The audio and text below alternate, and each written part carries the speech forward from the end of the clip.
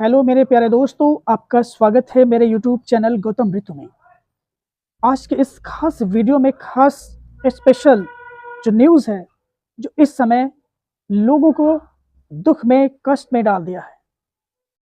हम सभी जानते हैं कि हर वर्ष प्रयागराज में, जिसे इलाहाबाद के नाम से जाना जाता है, हर वर्ष की भांति इस वर्ष भी महाकुंभ का आयोजन किया गया था और इसमें ये उम्मीद की गई थी कि इस महाकुंभ में नहाने वालों की जो संख्या होगी वो अनुमानित 10 करोड़ रखी गई थी। माननीय मुख्यमंत्री जी ने भी इसकी भी काफ़ी समीक्षाएं की कि कोई गड़बड़ी या कोई अनिष्टकारी घटना ना हो। इसके बारे में उन्होंने काफ़ी बंदोबस्त कर रखे थे, क्योंकि यहाँ पर जनता का सवाल था, क्योंकि इतनी तादाद में वो आ रहे थे। जो श्रद्धालु जो श्रद्धा रखते हैं वो स्नान करने के लिए देश विदेश के लोग इस प्रयागराज में आस्था की डुबकी लगाने आए थे, लेकिन नतीजा कुछ विपरीत हो गया, कुछ उल्टा हो गया, जिसे किसी ने भी कल्पना नहीं की थी दोस्तों। जी हाँ, किसी ने भी कल्पना नहीं की थी कि ऐसी घटना हो जाएगी। ऐसी अनहोनी घटना इतिहास के काले पन्नों में दर्ज हो गई।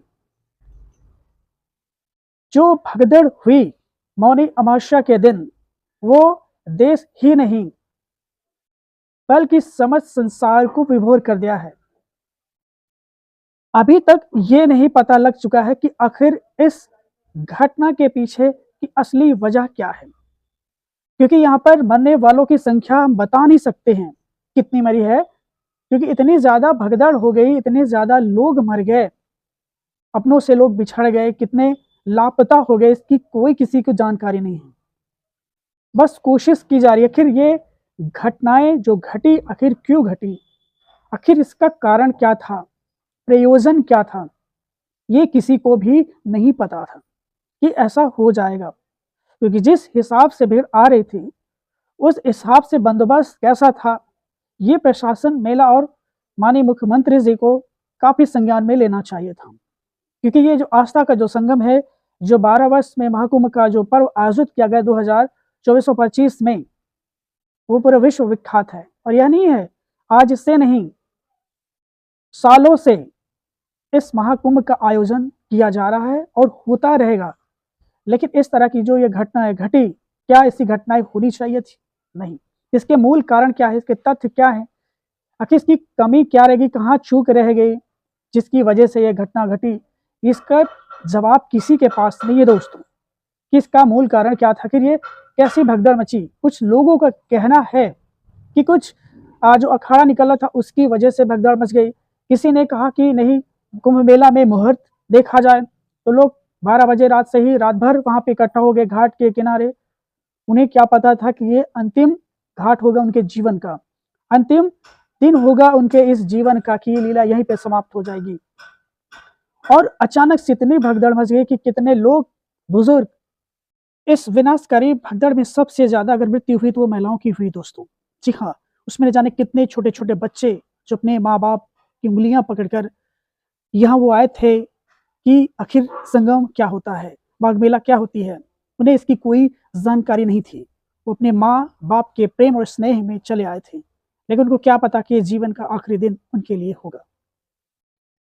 बड़ी आश्चर्य की बात है कि अगर जब नहाने के लिए जब बनाया गया है, तो यहाँ पर जो मेला जो प्रशासन है, जो माननीय मुख्यमंत्री जी, उनको ये देखना चाहिए कि कोई ऐसी अनहोनी ना हो, पूरी व्यवस्था होनी चाहिए। लेकिन क्या था कि इस मेले में सबसे बड़ी जो बात थी वो थी दिखावे का मेला, हकीकत से कुछ ऊपर था। यानी कि इसकी जो सच्चाई है वो कुछ और है, दिखाया कुछ और जा रहा था। कितने बेचारे लोग बताते कि माँ के मेला में जो स्थिति है वो बहुत ही बेकार है। यानी कि इसके पहले जो कांग्रेस शासन में ये जो माघ मेला हुआ था, वो लोग कहते बहुत अच्छा था, कि वहां कोई भी चीज की कमी नहीं थी, हर व्यक्ति आ जा रहा था।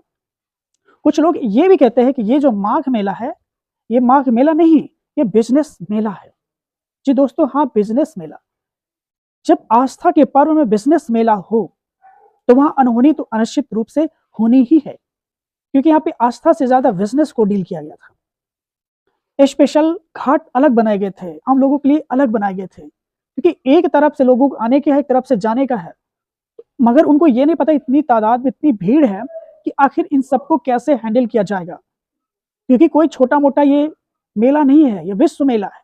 यहाँ विश्व के सभी, खासकर कि भारत देश के कोने-कोने से लोग यहाँ पर आते हैं, पर उन्हें क्या पता कि ऐसा हो जाएगा। पर ये अनहोनी हो गई। ये चूक थी प्रशासन की, वो चूक गया कि ऐसा नहीं होना चाहिए था। उन्हें कभी कल्पना नहीं की थी। क्योंकि यहाँ पे देखा जा रहा है कि ये बिज़नेस मेला है। बिज़नेस मेला इसलिए कहा जाता है इसको क्योंकि जब इसके पहले जब 2012 में हुआ था, जब 2012 में इसका जब मेला हुआ था तो हर व्यक्ति का, हर वर्ग का व्यक्ति उस मेले में अपनी जीविका के उपार्जन के लिए वहाँ पर अपना धंधा खोल लेता था, हर प्रकार के। लेकिन इस बार के मेले में जो ज़मीनें हैं वहाँ की, माघ मेले की जो ज़मीनें हैं, उसको बोली लगाई गई। अब जो बड़े-बड़े बिज़नेसमैन हैं, जो पैसे वाले हैं, उन्होंने उस ज़मीन को खरीद लिया। यानी कि जब तक मेला है, तब तक उसे खरीद लिया गया है, ताकि वो अपना धंधा बिज़नेस कर सके। लेकिन जो आम जनता है, जो यहाँ के मूल निवासी हैं, इलाहाबाद के, प्रयागराज के रहने वाले, वो धंधा नहीं कर पाते। तो माघ मेले का मतलब क्या होता है कि हर वर्ग का व्यक्ति, हर समुदाय का व्यक्ति यहाँ पर स्नान करने के हकदार है और उसे अपने इच्छानुसार भी व्यवसाय करने का, उपार्जन का अधिकार है। लेकिन इस बार तो बिज़नेस मेला हो गया, इसके पहले भी बिज़नेस मेला हुए थे, तो अब माघ मेला कम बिज़नेस मेला होता है। तो ये जब सारी चीज़ें होती हैं, लोगों को आने-जाने के साधन बताते हैं कि माघ मेला में पहले जब आते थे, तो लोग आराम से वहाँ चले जाते थे। लेकिन इस बार बेचारे 30-30 किलोमीटर, 20-20 किलोमीटर, 10-10 किलोमीटर पैदल रेंग रहे हैं और वो बेचारे किस परिस्थिति से वो माघ मेला पहुँच रहे हैं। और उन्हें क्या पता कि इस तरह की यातना, जितने कष्ट से जो यहाँ पर आए हैं माघ मेला में आस्था की डुबकी लगाने, और वही बेचारे डूब जा रहे हैं, भगदड़ के शिकार हो जा रहे हैं। ये बताती है administration's failure in the matter of Magh Mela कुंभ।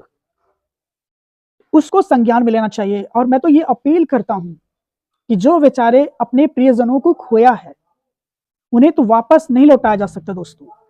उनके परिवार वालों को वापस नहीं लौटा सकता, कोई भी नहीं लौटा सकता। लेकिन प्रशासन को ये चाहिए। एक खास बात तो मैं और बता देना चाहता हूँ कि हमारे यहाँ अगर कोई एक्सीडेंटल डेथ होती है, मृत्यु होती है, तो हमारे यहाँ जो कंपेंसेशन दिया जाता है, डेथ कंपेंसेशन, मुआवजा मृत्यु का जो दिया जाता है, वो मात्र मिनिमम होता है, कहीं 5 लाख, कहीं 4 लाख, रेयर केस हो गया तो 25 लाख, इससे ज्यादा नहीं होता है। मतलब हमारे देश में जो जनता का जो जीवन है वो बहुत सस्ता है। अगर विदेशों में कोई एक्सीडेंट से मौत होती है, मृत्यु होती है, तो उसे करोड़ों रुपया दिया जाता है कि परिवारजनों को करोड़, लेकिन हमारे यहाँ बहुत मिनिमम दिया जाता है। अब जो उन्होंने खोया है 25-25 लाख रुपए का, माननीय मुख्यमंत्री जी ने ये घोषणा की थी कि उनको दिया जाएगा। अभी कब तक मिलेगा, ये नहीं मिलेगा, ये तय नहीं किया जा सकता। लेकिन हमारी मांग ये है कि कम से कम उनसे 1-1 करोड़ मिनिमम, जो इंसानियत के नाते, क्योंकि पैसे से उनकी जीवन को तुलना नहीं की जा सकती, लेकिन अब वो दुनिया में नहीं, तो उनके परिजनों को कम से कम 1-1 करोड़ रुपए देने चाहिए प्रशासन को, केंद्र शासन को भी 1 करोड़ देने चाहिए। तब जाके उनके दुख गम कुछ हल्के हो सकते हैं, क्योंकि पैसों से इसकी आंका नहीं जा सकता, लेकिन उनको देना चाहिए। क्योंकि उनको हो सकता है कि उनके कोई कमाने वाला इकलौता हो और वो बेचारा चला गया हो, इस कुंभ की भेंट चढ़ गया हो। ऐसे में भी प्रशासन को यह देखना चाहिए, संज्ञान में लेना चाहिए कि ऐसी अनहोनी होने पर 1 करोड़ से भी ज्यादा का मुआवजा दिया जाना चाहिए। मुझे तो बड़ा आश्चर्य होता है कि कैसे हो गया अचानक, इतिहास में तो ऐसा कभी नहीं हुआ था। इतनी अलर्ट होती थी, हो भी क्यों ना, क्योंकि जब कोई एक वीआईपी आती तो उसके लिए पूरा प्रशासन, एडमिनिस्ट्रेशन लग जाता है, उसी के लग जा रहा है उनको आने के लिए जाने। लेकिन एक पब्लिक है, एक छोटी सी गाड़ी एक बुजुर्ग को लेके जा रहा है रिक्शा से, उसको नहीं जाने दिया जा रहा। ये कहाँ का इंसाफ है भाई? माघ मेले में हर कोई बुजुर्ग है, नहीं चल सकता, तो बताइए 10 किलोमीटर, 20 किलोमीटर, 30 किलोमीटर कैसे चलेगा वो, कैसे वहां तक वो पहुंचेगा वो? प्रशासन को ये नहीं समझ में आ रहा है। इतनी दूर दूर तक स्टेशन बना दिए कि वहां से लोग पैदल चल के रोते रोते जा रहे हैं वहां पे। बड़ी आश्चर्य की बात होती, क्या ऐसा कभी मेले में होना चाहिए? मेले का मतलब है कि जनता को आने यहाँ पे सहूलियत मिलनी चाहिए, सुविधाएं मिलनी चाहिए, ताकि उन्हें भी लगे कि हाँ कुंभ मेला हो रहा है। तो कुंभ मेले में हमेशा प्रशासन को ये अलर्ट रहना चाहिए कि ऐसी कोई भी जन हानि ना हो जिससे हमारे इस प्रयागराज से उस इलाहाबाद को और हमारे देश का नाम पूरे विश्व में फैले। कि बताइए वहाँ पे इतनी फैसिलिटी नहीं दी गई कि वहाँ पे भगदड़ में स्टैम्पेड में मारे गए लोग। बताइए, बड़े आश्चर्य की बात होती है दोस्तों। माघ मेला इस बार मैंने जैसे पहले भी बता दिया आपको कि जो माघ मेला कम बिजनेस मेला, ये उसी प्रिंसिपल पर आधारित थी। अब हम क्या कर सकते हैं? शोक संतप्तता दे सकते हैं कि शोकाकुल परिवार के साथ हमारी संवेदनाएं हैं, गहरी संवेदनाएं हैं। उनको उभारने में ईश्वर मदद करे। कैसे उभारेगा उस ईश्वर मदद? उन्हें कुछ आपको त्वरित कार्रवाई करके उन्हें मुआवजा प्रदान करना चाहिए। ये दायित्व है सरकार का, केंद्र सरकार दोनों का। क्योंकि डबल इंजन की जो सरकार है वो कैसे फेल हो जाती है? क्या यही डबल इंजन है? अगर एक इंजन फेल होता तो दूसरा इंजन काम करना चाहिए, लेकिन यहाँ तो दोनों इंजन फेल हो गए हैं। तो इंजन सिर्फ दिखावे में नहीं करना चाहिए, रियलिटी हकीकत में होना चाहिए। क्योंकि जैसा होता है वैसा होता नहीं है, बस वो एक दिखावा होता है, एक झांसा दिया जाता है कि ऐसे हो जाएगा, वैसे हो जाएगा। जमीनी हकीकत में ऐसा कुछ भी नहीं होता है। और नतीजा हमने देखा किस तरह से लोगों को अपनी जान देकर गंवानी पड़ी। मेरे दोस्तों, यही मैं आपको बताने का चेष्टा कर रहा हूं, और ये हकीकत भी, और आप देख भी रहे हैं यूट्यूब में कि किस तरह से जनता को इस बार इतनी जहालत झेलनी पड़ी कि मैं आपको क्या बताऊं। मेरा तो हृदय द्रवित हो जाता है ये देख कर कि किस तरह से लोगों के साथ अमानवीय व्यवहार किया जा रहा है, वो भी मेले के नाम पर। उन्हें पैदल घसीटे जा रहे हैं, भटक जा रहे हैं बेचारे। गाड़ियां, बुजुर्ग, महिलाएं तक नहीं चल पा रही हैं। क्या ऐसे मेला होता है? नहीं होता दोस्तों। लेकिन प्रशासन तो अभिमान में चूर, गर्व में चूर। सनातन पर्व मनाए जा रहे हैं, व्यवस्था नामात्र की नहीं है, बस पुलिंदा बांधे जा रहे हैं। भव्य मेला, दिव्य मेला, क्या हुआ? इसका नतीजा सबके सामने है, विश्व जगत में जाहिर हो गया है। क्या हकीकत है इसकी? यही देखने वाली बात है। आई होप दोस्तों, ये जो मैं बातें बताने का प्रयास किया हूं जरूर आपको समझ में आई होगी। अगर पसंद आया है मेरा वीडियो, एक इंसानियत के नाम पे लाइक, सब्सक्राइब और शेयर जरूर करें, ज़्यादा से ज़्यादा तक ये पहुँचे, ताकि हकीकत से हम दूर ना रहें। क्योंकि सच्चाई कभी नहीं मरती है, सच्चाई स्वयं प्रकट हो जाती है दोस्तों। तो मिलते हैं नेक्स्ट वीडियो में एक नई संकल्पना के साथ। तब तक दीजिए इजाज़त मुझे। नमस्कार।